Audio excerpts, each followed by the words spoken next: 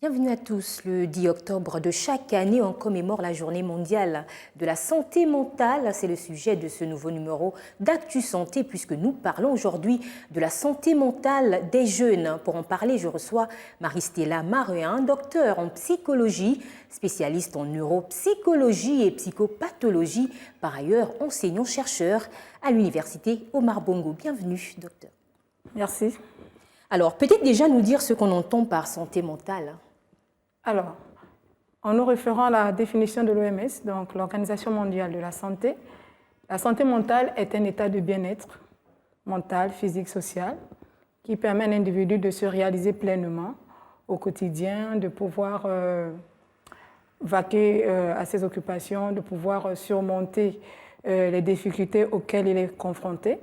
Alors, nous sommes dans une société, nous sommes sans cesse soumis à des pressions et comment au quotidien les personnes parviennent-elles à résoudre des problèmes et à garder cet équilibre-là? Qu'est-ce qu'il faut savoir sur la santé mentale des jeunes, puisque c'est ce dont nous parlons aujourd'hui? Alors, il faut souligner que depuis 2020, l'OMS mentionne que sur les 1 milliard d'individus dans le monde atteints de maladies mentales, 14% d'adolescents, donc de jeunes, sont concernés. Donc, c'est une population à risque. Et aussi, en matière de psychopathologie, la tranche d'âge de 15 à 24 ans est la plus concernée par rapport à l'apparition de troubles. Donc, la plupart des troubles apparaissent à cet âge, raison pour laquelle il est important de pouvoir s'attarder sur cette question de santé mentale des jeunes. Et la situation s'est davantage dégradée avec l'avènement de la pandémie, donc de la COVID-19, où on observe au niveau des indicateurs de détresse tels que l'anxiété, la dépression, on observe une prévalence de ces affections chez les jeunes, environ 15 à 20% selon l'OMS toujours. Donc c'est vraiment un problème de santé qui concerne les jeunes. Vous venez de dire que c'est la tranche de 15 ans, on va dire les jeunes âgés de 15 ans, qui sont les plus exposés. Pourquoi? 15 à 24 ans, déjà, il y a la question de la... C'est 15 ans, nous sommes dans un processus de développement avec la puberté. Il y a plusieurs bouleversements. Pour mieux saisir l'étiologie de la santé, de la maladie mentale, on tiendra compte de différents facteurs individuels, environnementaux, etc. Et c'est la tranche d'âge par rapport aux études où on a constaté que la plupart des troubles psychiatriques apparaissaient dans cette lignée-là, 15-24 ans, où les jeunes sont plus vulnérables. Et voilà. Et qu'est-ce qu'il y a de particulier chez les jeunes par rapport au reste de la population en termes de santé mentale? Autrement dit, y a-t-il une différence? Si l'on tient compte de la dépression, un jeune sur 5 souffre de dépression. La dépression est une voie d'entrée dans ce qu'on appelle les conduites addictives, consommation d'alcool, tabac et d'autres substances. Et il faut également souligner que c'est une porte d'entrée aussi en ce qui concerne les conduites suicidaires et le suicide qui représente la deuxième cause de mortalité chez les 15-24 ans. Alors, donc vous voyez que c'est vraiment un problème de santé publique chez nos jeunes. D'accord. On se rend compte que dans un passé proche, ce sont plus les personnes âgées qui étaient exposées à la dépression, exposées à tous ces troubles mentaux-là. Pourquoi les jeunes sont également touchés aujourd'hui? Non, je ne crois pas que ce soit le cas. Les jeunes ont toujours été confrontés à cette pathologie. C'est juste l'expression des symptômes qui n'est pas la même. Dans le cas de la dépression, où l'adulte va développer des symptômes tels que l'apathie, donc l'asthénie, la mélancolie, le repli sur soi, nous constatons que la dépression ne se manifeste pas de la même manière chez les jeunes. Vous allez observer des troubles de comportement tels que l'agressivité, des difficultés relationnelles qui, après observation clinique, renvoient tout simplement à cet état de mal-être. Donc, en somme, la dépression. C'est quelque chose qui était déjà là, sauf que l'absence d'études aussi par rapport au contexte bien particulier gabonais et l'expression des symptômes qui ne se présentaient pas de la même manière nous a laissé penser que les jeunes étaient moins sujets à certaines pathologies que les adultes. Mais ce n'est pas le cas.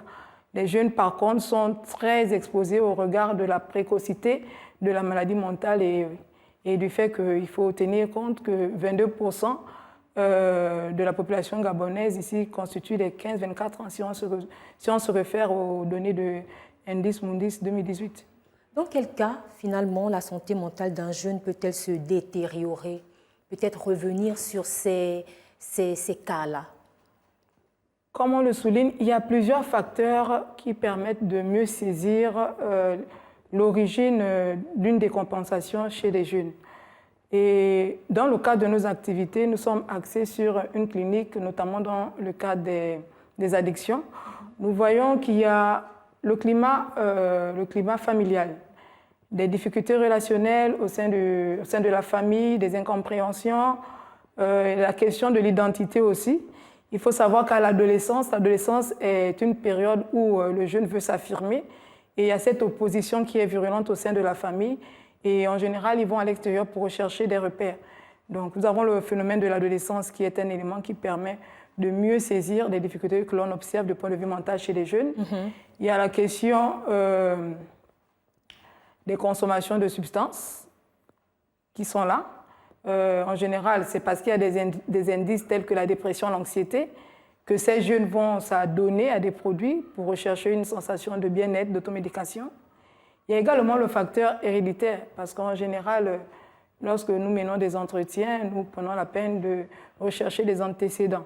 Et il y a ce facteur héréditaire qui joue un rôle important. Donc, ces ensembles de traumatismes, d'événements vécus chez l'individu, ça peut être la perte d'un parent, ça peut être des difficultés d'apprentissage qui vont progressivement amener un jeune à sombrer dans la maladie. Et lorsque ces signes se manifestent, qu'est-ce qu'il y a lieu de faire?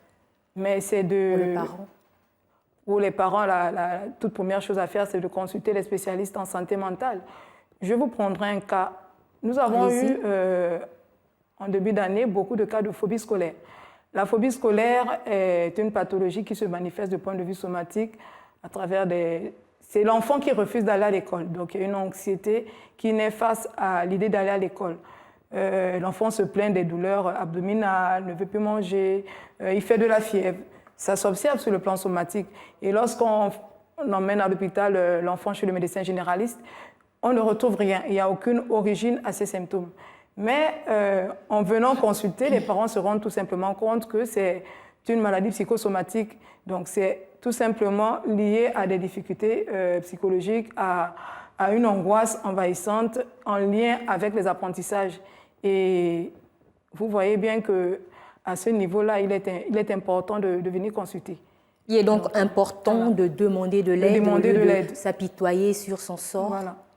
Alors, on le sait, vous avez un cabinet qui œuvre dans le domaine de la santé mentale avec des prestations en psychologie, psychiatrie, addictologie. Comment se passe la prise de contact avec les jeunes de ce côté-là? Déjà, je tiens à souligner que depuis, nous avons commencé en 2021 et les 12-35 ans constituent 60% de notre clientèle qui viennent pour différents problèmes, qui nous contactent soit par messagerie sur notre page Facebook ou appellent directement au cabinet pour prendre rendez-vous parce que les parents constatent qu'il y a des difficultés, soit des problèmes d'apprentissage, on relève que le jeune n'a pas de bons résultats, il y a des problèmes de consommation. Ça fait un bon moment que le jeune consomme des produits et on aimerait bien saisir l'origine de cette consommation. Il y a également des problèmes en rapport avec tout ce qui concerne la sexualité. D'accord. Voilà, l'impact des écrans sur la mémoire, sur la capacité d'attention et autres, des jeunes qui posent des problèmes au niveau de la mémorisation, de l'attention. Donc, c'est toute cette thématique variée que nous observons chez ces jeunes. Et ces jeunes, est-ce qu'ils sont assez réceptifs lorsqu'ils viennent? Est-ce qu'il y a des changements qui s'opèrent, de véritables changements? Déjà, il faut souligner que nous mettons en place ce qu'on appelle l'éducation thérapeutique. Venir consulter un psychologue n'est pas encore très ancré. C'est une pratique qui n'est pas très ancrée dans les mœurs. Et il faut prendre la peine d'expliquer ce qu'est un psychologue, pourquoi vient-on voir un psychologue, présenter le déroulement des activités, comment cela va se passer, mettre en place un contrat thérapeutique. Donc, c'est un soin qui ne se fait pas sous la contrainte, mais sous la libre adhésion du patient. Et lorsque l'alliance thérapeutique est bien faite, lorsque le contrat thérapeutique est respecté dans les deux sens, il y a des changements significatifs. Et cela, en général, ce sont les parents qui le soulignent à la 3e ou 4e consultation où on observe ces changements. Et nous travaillons également en collaboration avec les parents parce que ce sont avant tout ceux-là qui vivent au quotidien avec les enfants. Pensez-vous que la santé mentale reste un droit universel? Mais oui, la santé mentale reste un droit universel et comme on dit, il n'y a pas de santé sans santé mentale, elle est fondamentale. Et lorsqu'on a un problème au niveau de la régulation des émotions, la prise de décision, lorsqu'on a du mal à pouvoir se représenter les choses et que l'on sombre progressivement dans ce repli-là, il est important d'être écouté, d'être suivi, raison pour laquelle il faudrait faire plusieurs efforts en matière de structure de soins en santé mentale au Gabon, parce que nous constatons qu'il y a énormément de cas. Il y a aussi la question de l'accessibilité aux soins. Nous sommes un cabinet libéral et les consultations sont quand même onéreuses. 20 000 francs CFA n'est pas à la portée de tous. Donc, il faudrait vraiment faire des efforts de ce point de vue afin que ce soit accessible à tous. Nous sommes arrivés au terme de cette émission. Un mot de la fin avant de nous quitter. Pour ta santé mentale, pratique une activité physique, sors et une alimentation équilibrée, vois du monde et fais également énormément de lectures parce que ce sont des éléments qui contribuent au maintien de notre équilibre psychique.